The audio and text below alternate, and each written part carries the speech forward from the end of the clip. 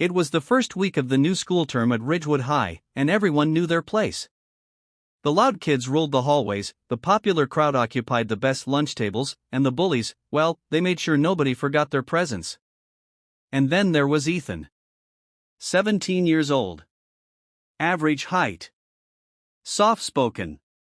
He sat in the back of class, eyes always down, hands tucked into the sleeves of his hoodie. He spoke only when called upon, and even then, his voice was barely above a whisper. Most people assumed he was shy. Others thought he was weak. And the bullies? They smelled fear like blood in the water. But what no one knew, not even the teachers, was that Ethan had a secret. A secret built over years of pain, discipline, and sweat. A secret that could turn the tide of any fight. Ethan was a trained MMA fighter. The first encounter. It started on a rainy Thursday. Ethan was at his locker, sliding a notebook inside, when Kyle, the biggest bully in school, slammed it shut. Well, if it isn't Mr. Mute, Kyle sneered. His two sidekicks, Brad and Marcus, grinned like hyenas. You gonna say hi or just stare at the floor like always? Ethan's eyes flickered up for a split second, then back down. I'm just trying to get to class, he murmured. Wrong move. Bullies feed on hesitation. Kyle shoved him against the lockers. What's that? Speak up. The metallic clang echoed down the hall. A few students turned to watch but quickly looked away. No one wanted to be next. Ethan said nothing. Inside, his chest burned, not with fear, but with the effort to hold himself back. Why Ethan stayed quiet.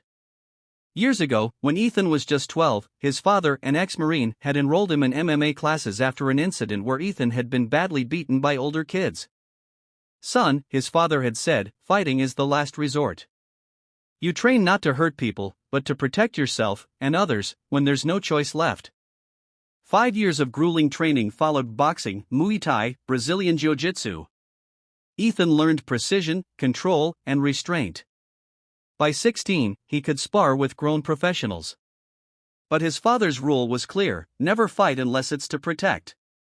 So Ethan took the hits, swallowed his pride, and walked away. Until that Thursday. The escalation. The bullying didn't stop, it grew worse.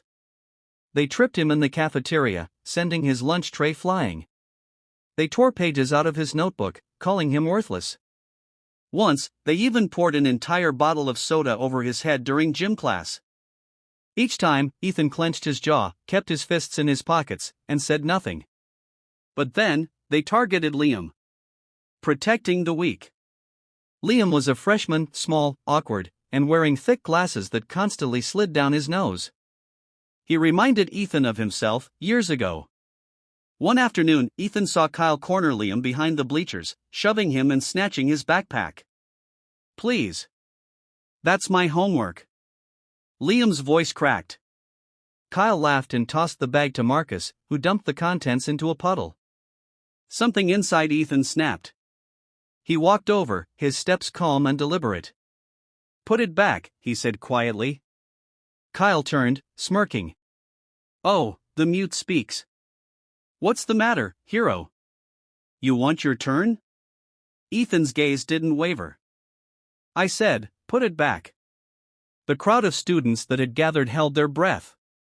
Nobody had ever stood up to Kyle. Kyle took a step closer, towering over Ethan. And if I don't? Ethan's voice was calm, almost too calm. Then I'll make you. The fight.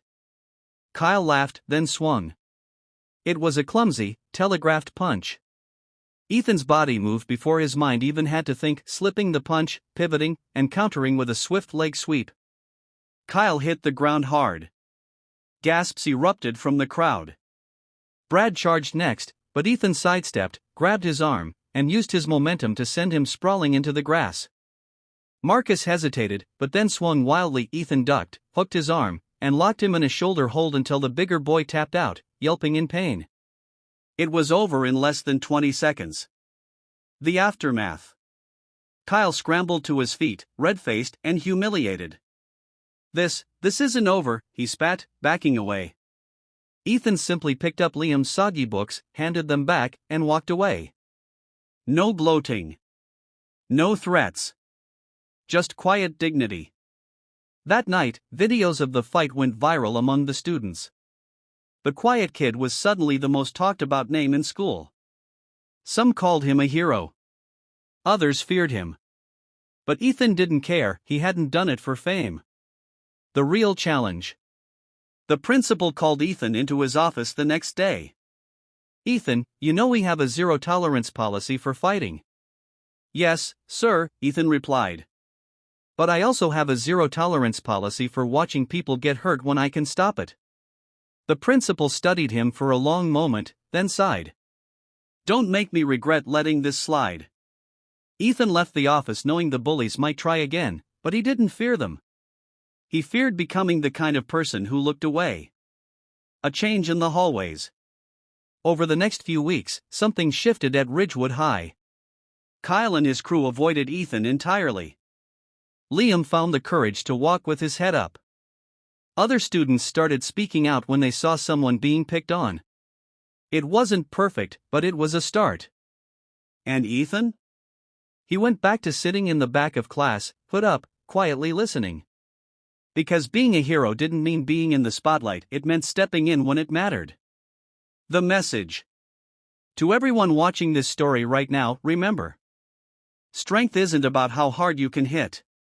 It's about standing up for what's right, even when it's hard.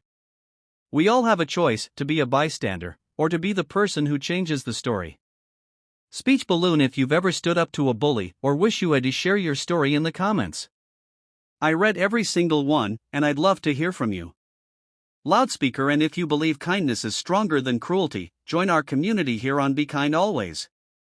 Hit that subscribe button, turn on notifications, and let's spread stories that inspire.